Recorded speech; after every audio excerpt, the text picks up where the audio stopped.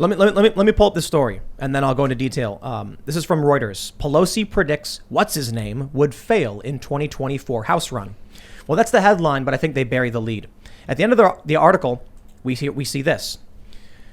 I say to my Republican friends, and I do have some, take back your party, Pelosi said. You have now been hijacked by a cult that is just not good for our country. Dude, there's no remedying this. Nancy Pelosi is what? She's 80 years old. She's older than that, isn't she? 82. She is as crooked as they come. Joe Biden got a prosecutor fired in Ukraine because he was I won't say because, but he was investigating Burisma, a company his son was a board of director on, one of the board of directors.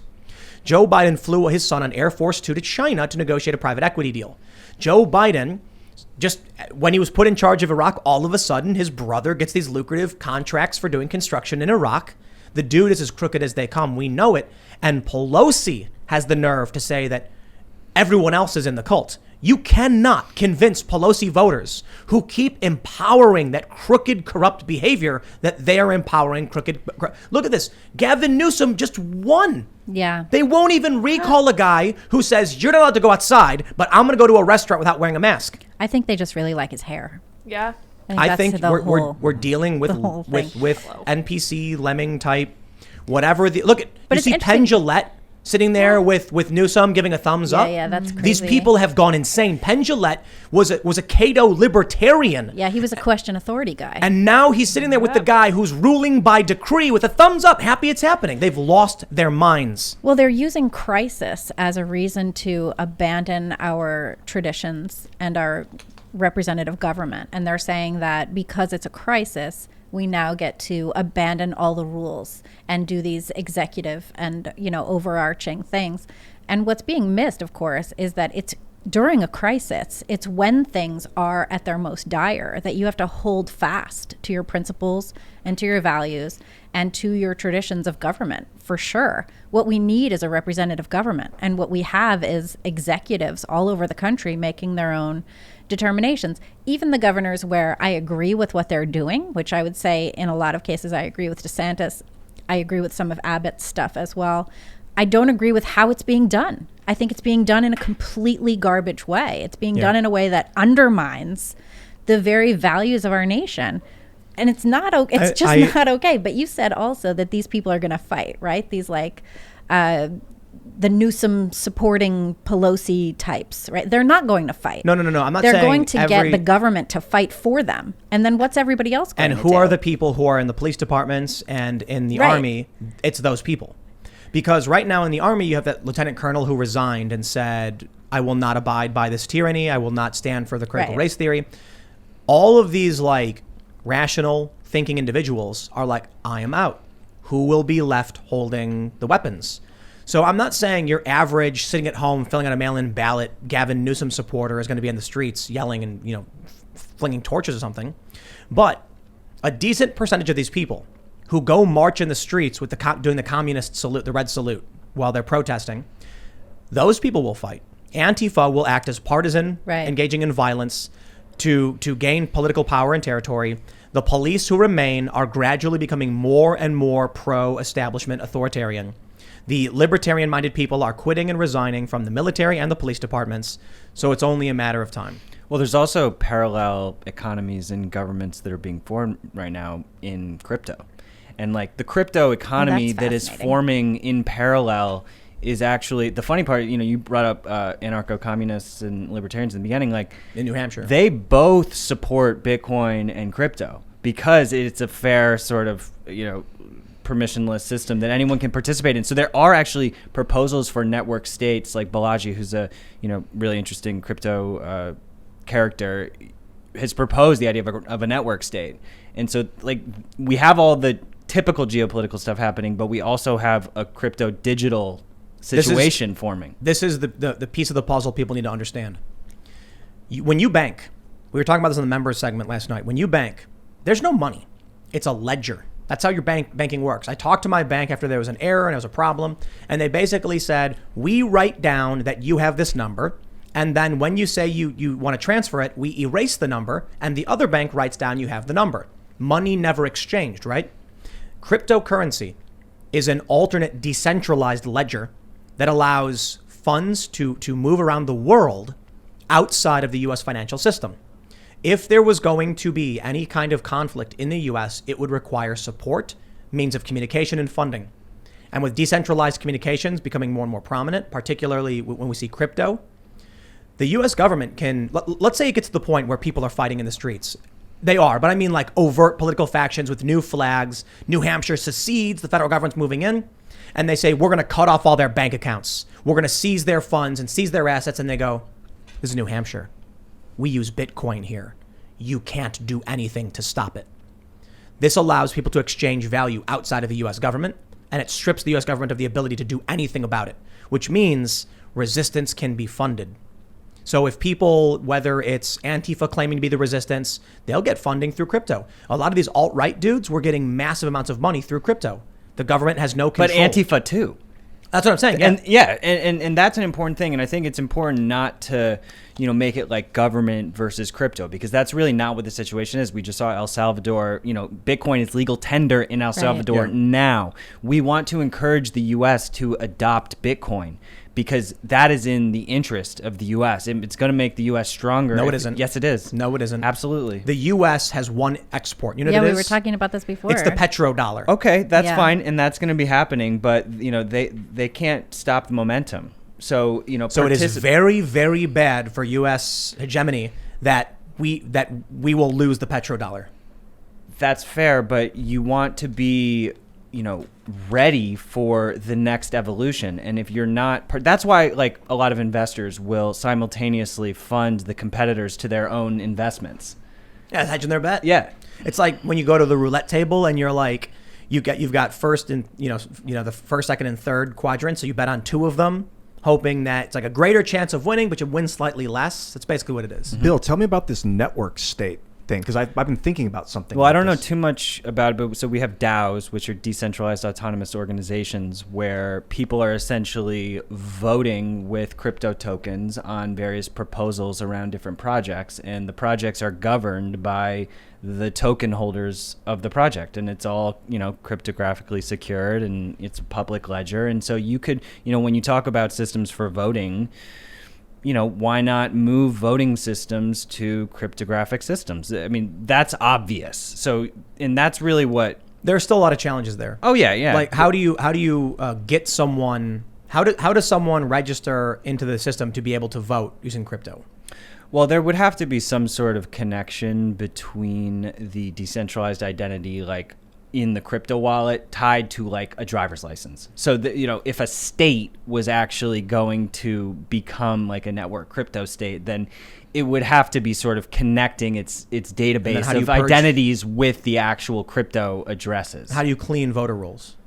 Clean? What do you mean? People die. Yeah, you have to get people off the rolls And at then a certain point. Yeah, and then all of a sudden you've got IDs. Like someone passes away, and then a week later someone's like, I got access to their crypto, and So it's a good. There's definitely edge cases that have to. Well, I do think there is some. We should look. Dead people are voting now anyway, but Yeah, that's true. Well, there was like, what was it, like a couple dozen people were found in one particular jurisdiction, but I don't want to make it seem like I don't millions know that. I'm just that's a saying, meme. Well, there was an old joke in Philadelphia, which is notoriously shady politically, and there was a long-standing Republican on his deathbed, and his best friend is this Democratic operative, and the guy says, well, at least as he's dying, at least I never voted Democrat, and his friend says, don't worry, you will. It's terrible. Yeah, but I heard that joke 25 years ago. I think there is some promise with crypto in terms of voting, but I do think we can't overlook the fact that, let's say New Hampshire does, because they want to put this thing on the ballot. New Hampshire wants to secede. And in 2022, people will be able to check off, yep, we want to secede. Now, apparently a bunch of establishment people are like, no, it's bad, we don't want to do this. Let's say they do.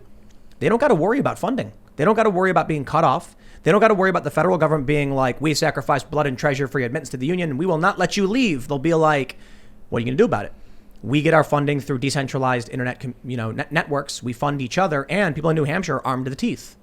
So what would really happen in circumstance? Would the feds storm in, the National Guard, the Army, and try and shut the state down and usurp civilian authority? They would fight for I-95. I-95 runs through Vermont, and it connects Maine and what's the one right south of there?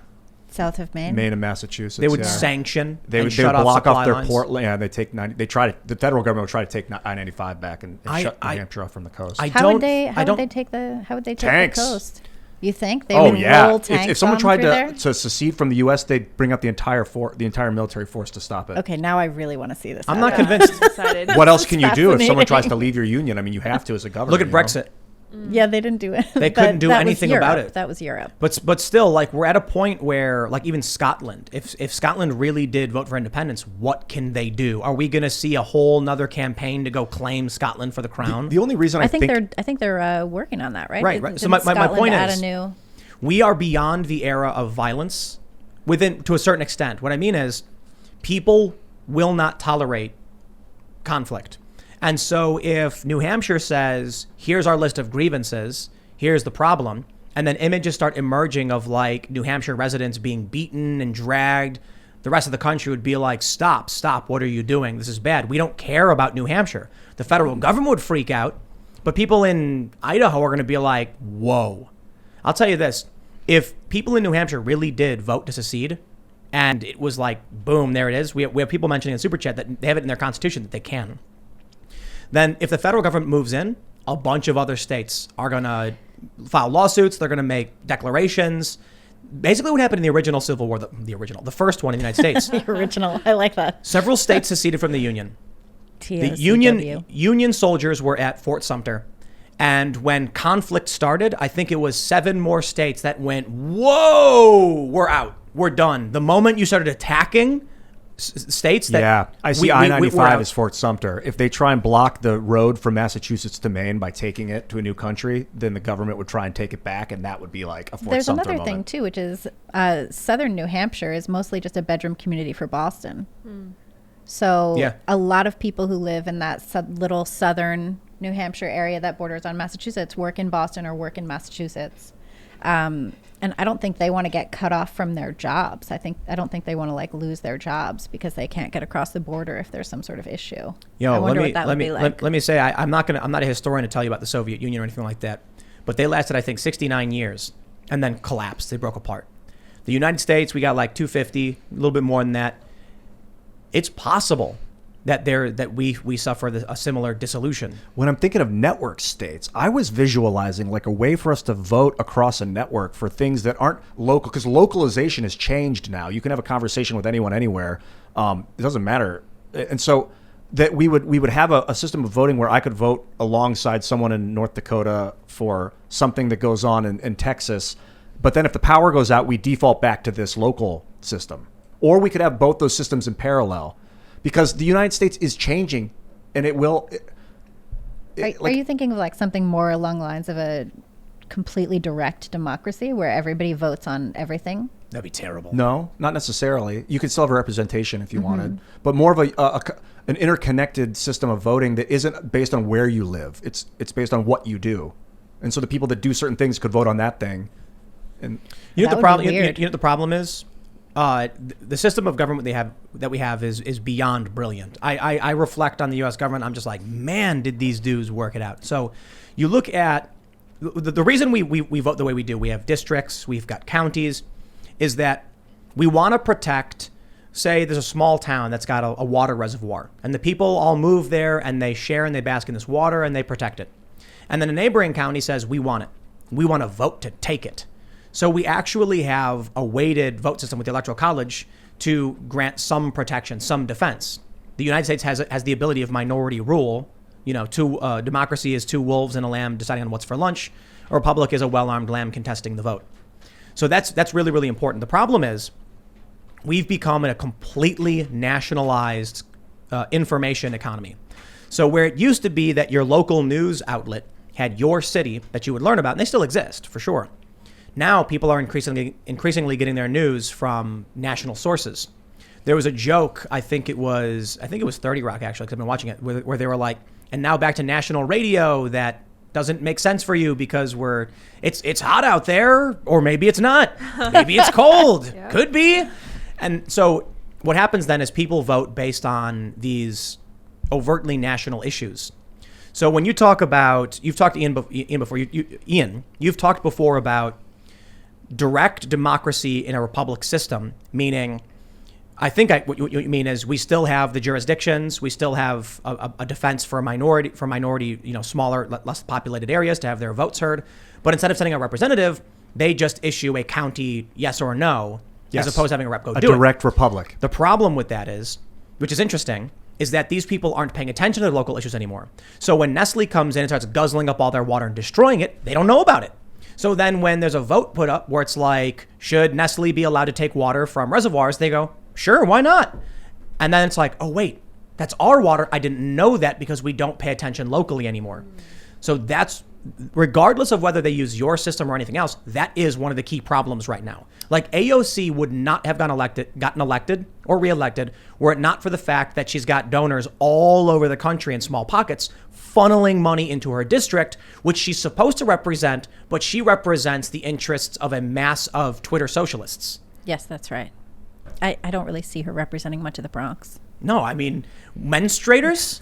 I tell you this, go to... The birthing people of the Bronx. Right. I mean, She really. said birthing people, right? Yeah, she's Go into the Bronx. Her and Cori Bush. Go up to a Latina mom and ask her, as a birthing person, how she feels about, gang violence, and she'll be like, what?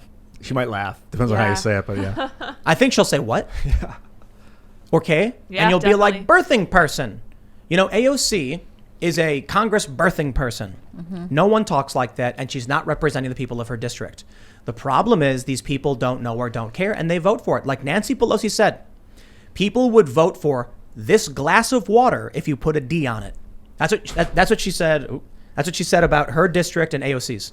You put a D on a glass of water, and people will elect it. The uninformed voting, how do you solve that? Now, that's another conversation completely. Well, the thing about the uninformed voting is we've completely crippled our educational system. So it's not like people are learning anything in schools at this point.